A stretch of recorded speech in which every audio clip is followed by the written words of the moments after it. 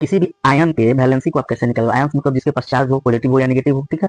ठीक है, तो सबसे पहले है दोस्तों NO3 माइनस, क्या है NO3 माइनस, यहाँ पे स्लाइड दिया हुआ है दोस्तों, पहला NO3 माइनस है, इसका वैलेंसी 1 है, तो एक कैसे हमें रखना नहीं है दोस्तों, निकालना है। तो सबसे पहले हम दोस्तों बात करते हैं वैलेंस इलेक्ट्रॉन कितना होता है, मैक्सिमम 8, उसका स्लाइड लिख लेंगे, 8, 16, 24, 32, यही है वैलेंस इलेक्ट्रॉन का स्लाइड, ठीक है।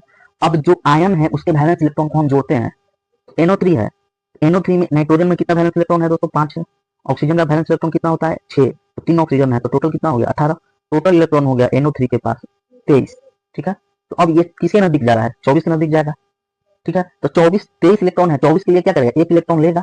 तो जब कोई इलेक्ट्रॉन लेता है तो उसके ऊपर कैसा चार्ज आता है, माइनस चार्ज, तो इसीलिए NO3 के ऊपर एक माइनस चार्ज होता है। इसका मतलब हुआ कि NO3 माइनस, यानी इसका मतलब क्या हुआ, NO3 के पास एक वैलेंसी है, यानी ये एक इलेक्ट्रॉन ले चुका है, ठीक है। ठीक है,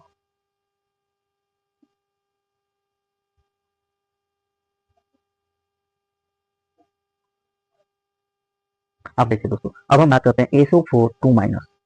इसका मतलब क्या हुआ कि ये 2 इलेक्ट्रॉन को ले चुका है, इसकी वैलेंसी कितना है, 2 है। कैसे है देखिए, सल्फर का वैलेंस इलेक्ट्रॉन 6 हो गया, ऑक्सीजन 4 है, तो 6 होगा 24, यानी इसके पास टोटल वैलेंस इलेक्ट्रॉन कितना हो गया, 30। तब ये कौन से स्लाइड में बैठेगा, 8, 16, 24,